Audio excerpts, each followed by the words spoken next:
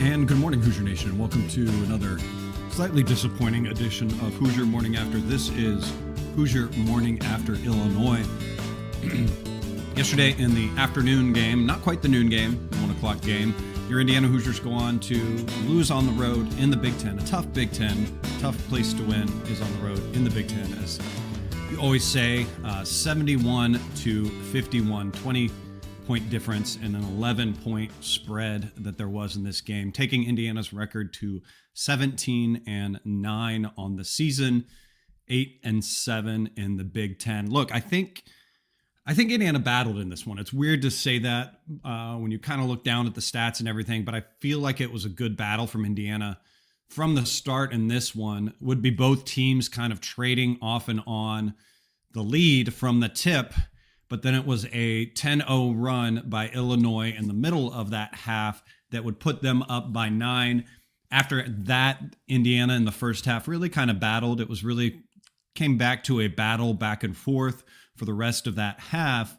Indiana cutting slightly into that lead going into halftime, being down 7, despite the rebounding woes that were showing up in this one, along with a lot of missed shots on the offensive side. The second half would kind of be a different story. While I believe Indiana continued to battle, the second half started with 3 turnovers, which would really kind of set the tone of this second half in this one. While Indiana survived the first half of bad rebounding and that poor shooting, adding in the turnovers into the second half would just be too much for Indiana to deal with on the road against a top 10 team, and led to the loss in this one. Thank you for being here with us. I'm your host, Chad Schwartzkopf. Martha, the mop lady, out with business and stuff like that, but will pop in at one point. So we'll get Martha in the car on the phone at some point to talk with us in this one. And look, again, I know it said a lot about this game and everything, but it was Indiana going on the road. It was Indiana. We knew this was kind of a tough little chunk with this game and the next game. It's the toughest road games on our schedule. Illinois is a top 10 team. They are a top 10, maybe even top 5 offensive team as well. And it's going to be tough to find a win in that situation, going on the road against a team that's doing really well, that has one of their star guards back in this game, and is very, very diverse on the offensive side. I will say they can score in many different ways. They get Indiana into mismatches on the defensive end. But all that being said, I thought the defense beyond the rebounding was really good at keeping Illinois below their average. They kept Illinois to scoring 71 points on a team that scores into the 80s and 90s in a lot of their games. So that was kind of a really good thing. Indiana really took care of, like I said, that diversity that they have on the offensive side, and also really limited their makes from 3. And Illinois took 31 threes in this game and only made 7 of them. So Indiana was able to stick with that and contest those threes. So while you look at a large deficit in a game like this, and you want to attribute it a lot to the other team's offense getting going, that was really kind of not the case in this one. It was really what kept Illinois in this game offensively and caused Indiana to possibly could have stopped them even more defensively, was just that rebounding, those crazy rebounds that they were able to get. 15 offensive rebounds in this game, which led to 17 points for Illinois. So you have a top 10 offense.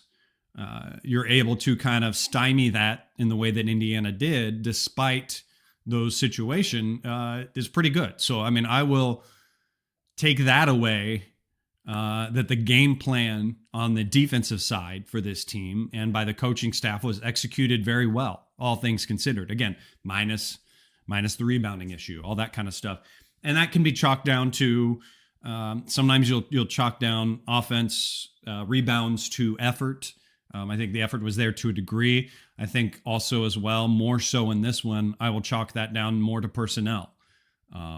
Illinois is a very long team. They're a very athletic team. And we've seen how those combinations this year have given Indiana fits and struggles. And I think despite, again, maybe this is going to be the show and the game where that's the key word in this is despite. So despite Indiana doing all that and the score and the final thing, thought things looked pretty good in this game for Indiana. Flip the coin to the other side of the court. It was offense that really struggled for Indiana to get things to drop. And I think that as well, you can contribute to the physicality, the athleticism, and the length that Illinois has. There were a lot of open looks for Indiana in this game that just didn't go down.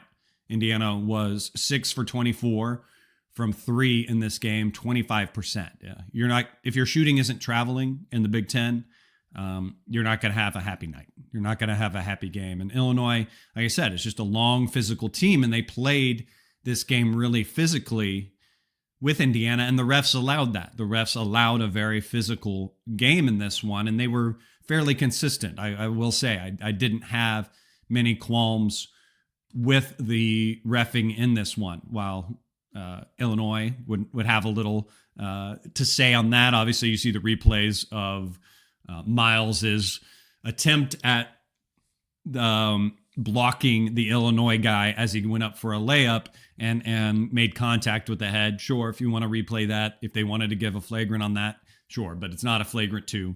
That's just a flagrant 1, incidental contact with the head. The Illinois player just did a very good move and was able to move the ball slightly out of his reach as he was swiping down, trying to block. So he was going for the ball. Incidental contact wasn't called. I understand if you're aggravated by Illinois. But again, the refs, thank goodness, as they tend to be sometimes in Big Ten games, were not a factor in this one, did not insert themselves. They didn't slow the pace of the game. So I will give them the kudos to that. But I think it's just some of that physicality that was allowed that did enough to get into the psyche, I will say, of some of the shooting possibly for Indiana. That's possibly a way to excuse away, if you want to say, some of the lack of shot making in this game for Indiana. If you have an open look in a game where teams are playing physical with you and closing out on you hard and all that, it's going to cause you to rush your shot a little more than you naturally would. If you're playing a team that's not as physical, not up in your face the whole entire game, and you have an open 3, you have a little bit more time to kind of settle into your shot and take that. You're not thinking, here they come, they're going to barrel down on me. So that could be a reason to explain away some of the poor shooting in this. But it's also just been a little bit of a pattern that's been made with this team, is that they have struggled to bring that shooting along with them on the road in games. So just something to look out for. Again, the defense, granted, has traveled for Indiana, and that's the best thing you can have that will cause blowouts not to be as big as they could be, because it could have been a lot worse in this game. Moving on to players, I think Lamar had just kind of, it's weird to say this, but kind of his average game, his normal average scoring game in this one. He averages right around 20 points a game, and he got 21 for Indiana in this one. 8 for 14 from the field, 2 for 7 from 3 for him. Had some great moments in the second half where he got Indiana back within 7 after Illinois stretched it out to 12. But sadly, that was followed up by Indiana going 0 for 5 on the next 4 possessions. Or on the next 0 for 5 on the next 5 possessions, 4 of them being missed threes from Indiana. So that was kind of a real missed opportunity from Indiana there to kind of stretch out and bring it in closer in the second half. And that's the kind of thing that happens on the road or in games in general. You'll get runs back and forth. And that was one of those situations in this game that Indiana had an opportunity to bring it in closer in this game and couldn't just find the way to get that in. Another positive I think I will look at in this game is the continued rise of Sam Alexis. He had another good game, bringing his average up. Again, he averages on the season about 8 points a game, and he finished this one with 11 points on 5 for 9 from the field, and made one free throw that he had, and had 8 rebounds. Obviously, you would like more rebounds out of him when things were kind of mismatch on that end for Indiana, but like to continue to see the upward swing that he has. He continues to show that he has more diverse game on the offensive side, has obviously found some confidence. The coaching staff has helped build that confidence, go to him, give him the green light to do that. You saw earlier in the season, he just felt like he had to be that kind of stat contributor, the rebounder, distributor kind of thing like that. And he's looked for his own shot. The coaching staff has given him opportunities to kind of post up on the block, find those little baby hooks that he's able to knock down, a little bit of kind of a fadeaway that he's able to knock down in this game as well. So I like the continued trajectory that we have from Sam Alexis. I think he's a player that has been needed. He's added that dimension that has been missing for this team, for Indiana. So I like that. I hope he continues to build up, and he's going to have a big one coming up next on the road against Purdue with their bigs and what they like to do underneath. So knock on wood, he stays healthy, continues to contribute like he can. And loving what we get from Sam Alexis. DeVries, a little bit higher up in the scoring than we've seen recently from him, had 13 in this game on 5 for 12 from the field, 3 for 7 from 3. So he was missing some of his 3 shots, but not too far off his average percentage. It was his second foul early in the first half that took him out, that was kind of really the catalyst for Illinois to go on the run that kind of brought their lead for the first point. When he went out with that second foul, possibly a little questionable, but was benched after that second foul. The score was 15-18. And then when he finally went back in, Indiana hadn't scored while he was sitting. It was now 15-24. So that was kind of the catalyst for that run, that 10-0 run in the first half for Illinois, was the lack of having DeVries, that leadership that he gives for Indiana, not having him on the court at that point. So it just shows how important having him as that leader and distributor, and really kind of a secondary point guard, or a kind of offensive initiator in the forward position for Indiana. We need him out there as many minutes as we can, and it shows how Indiana struggled to deal with that in that situation, because you take away that segment and it's probably a halftime where either Indiana's up 2, Illinois is possibly up 2, or we might be square at half. So tough to see that, and you really hope that Indiana can find answers for that, because that has definitely been a pattern we have seen throughout the year with this team. We have to get Nick Dorn going. He kind of has been on a downward swing in the scoring column recently. We had those good stretchy games where he was kind of in double digits, tickling 20 points each game. And these last few games has just been slowly kind of diminishing. This game, he only finishes with 1 point. And he was 0 for 5 from the field, 0 for 4 from 3. Like I said, 1 for 2 from the free throw line, just making 1 free throw in this one. And that's in 32 minutes. So hopefully we can get him back going. Hopefully this is the downward swing. Maybe he's just a player that likes roller coasters, like we talked about earlier in the season on this show, about this team just kind of being that roller coaster team. Maybe that's just what kind of player we have with Nick Dorn, and he's just struggling to find that upward swing again. And we're going to need that on the road against Purdue on Friday. So hopefully we find that again. I think he kind of struggled to have a more than one-dimensional game in this one, where all of his shots, or most of his shots, were coming from three. He didn't get to the rim as much. Again, that you can chalk down to some of the physicality that Illinois brings, and that length and everything. Like I said, I sounds like I keep bringing it up. It's a crutch and everything, but that was the main factor for this team in this one. But yeah, I think it is really important for this team to have Nick Dorn in double digits every game, and when you just get 1 point out of him, that's a tough thing. It's going to be tough to find the right type of production offensively when you don't have the multiple weapons to spread things out in this one.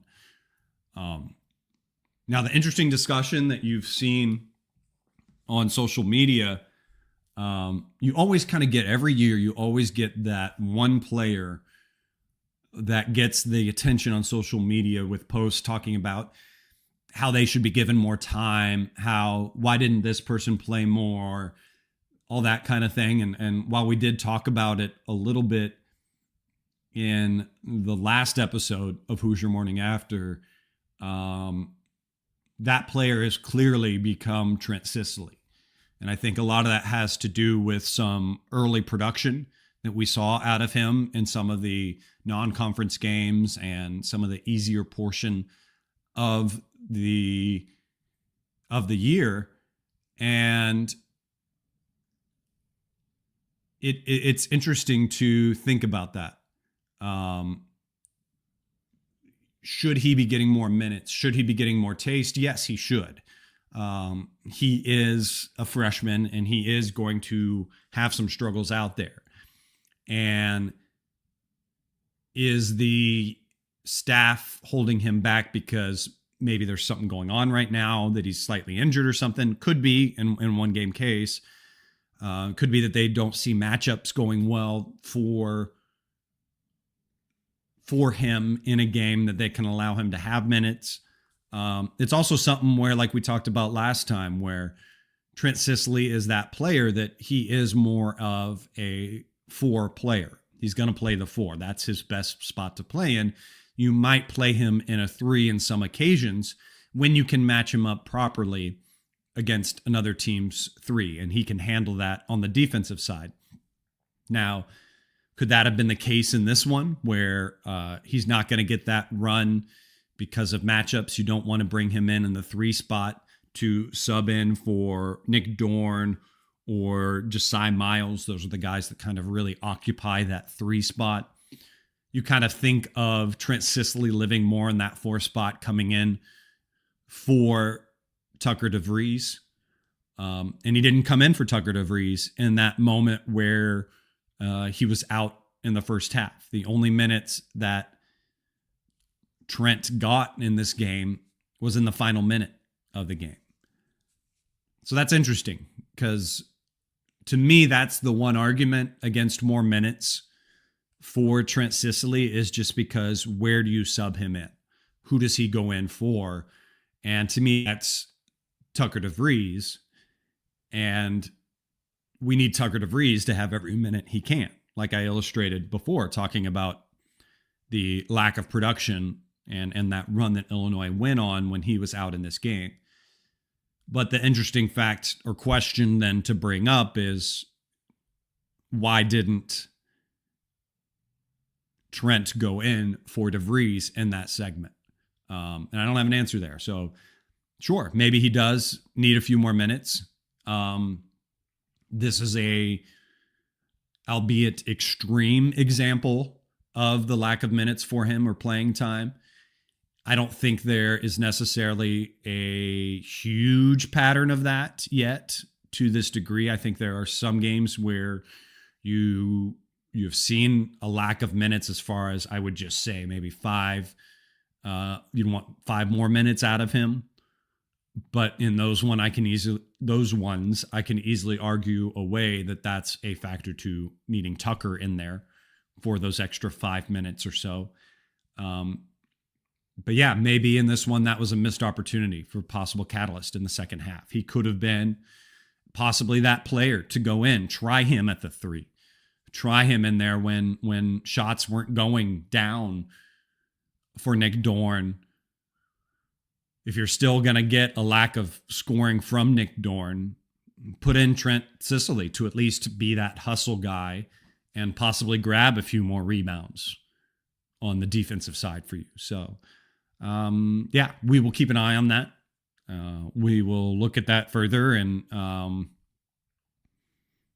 see if it needs more attention. We'll definitely talk about it here on this show if it becomes something that needs that. Because obviously, again, the argument always is that he's a freshman. He's shown some good things, so you want him to get game time experience. You want him to get game reps. And when you have opportunities and we don't take advantage of that, you hate to see missed opportunities.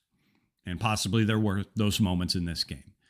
But that would be probably one of my slim and only real criticisms, honestly, of the coaching staff in this game. Because again, like I said, they did a good job of running offensive calls to get open looks for players. They just didn't hit them.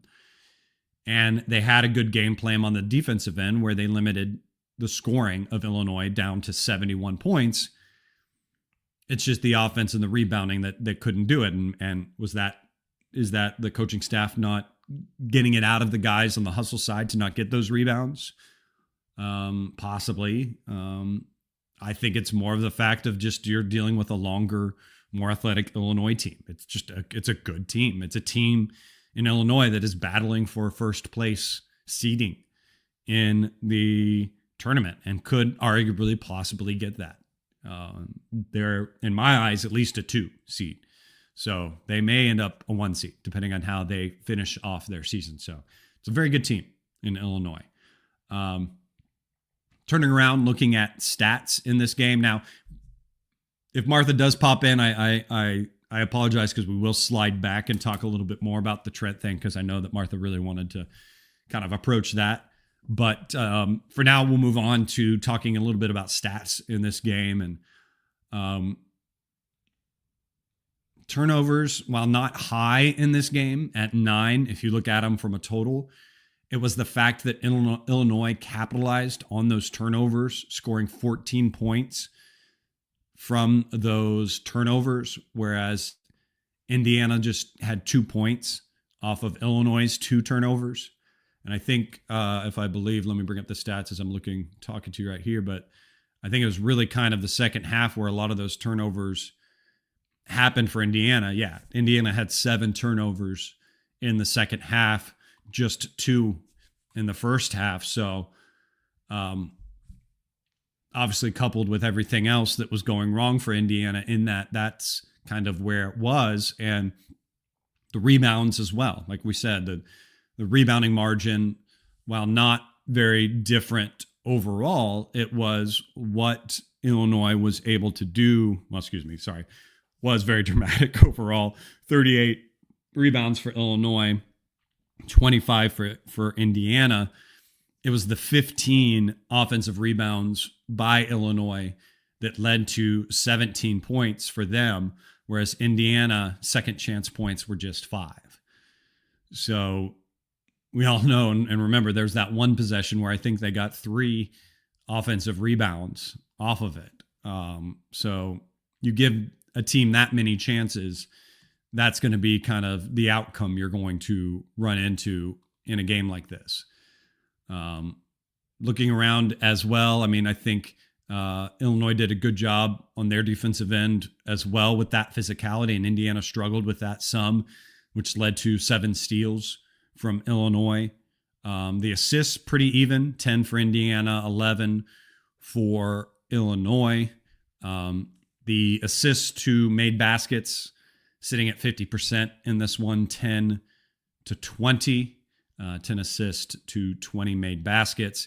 It was just the percentages that weren't great. Indiana finishing with 40% from the field. And again, that rough 25% from 3 in this one.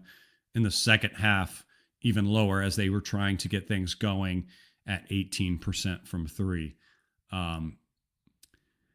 Yeah, I mean, again, the positive, at least, stat to look at in this game is that you limit Illinois to 71 points, that the defense travels in this game. And yeah, not many other stats that are going to blow your hair back or get you excited about this game overall. I will take the moment in this show, as we always do towards the end of the show, to talk about our unofficial sponsor of Hoosier Morning After, and that is Hoosier Ticket Project. Hoosier Ticket Project is a not-for-profit organization run by some very good Hoosiers, and they take care of Hoosiers. If you are a ticket holder for Indiana sporting events and you find yourselves in the last situation, not being able to go, rather than putting them on the secondary market and everything like that, think about giving them and donating them to Hoosier Ticket Project, because Hoosier Ticket Project will take those tickets and will find a deserving family, deserving Hoosier Nation fans that maybe don't have the means or the opportunity to go to games, and they will donate those tickets. They will find good homes for Hoosiers to be able to create those memories, go to first games, maybe even find organizations that are trying to get a group of kids to go and everything. That is where Hoosier Ticket Project comes into play. So you can go to HoosierTicketProject.org. Again, that's HoosierTicketProject.org. There is a donate section where you can donate your tickets. Also, they have an opportunity as we are getting into tax season. And if you are looking at your taxes and seeing that you possibly didn't donate as much as you possibly should have in the year 2025, think about Hoosier Ticket Project when you make those donations. If you need to make up for that in 2026, they do take monetary donations to help out those situations as well. There's also an opportunity if you have family members, friends, or people that you know of that would be deserving recipients of tickets to games from Hoosier Ticket Project.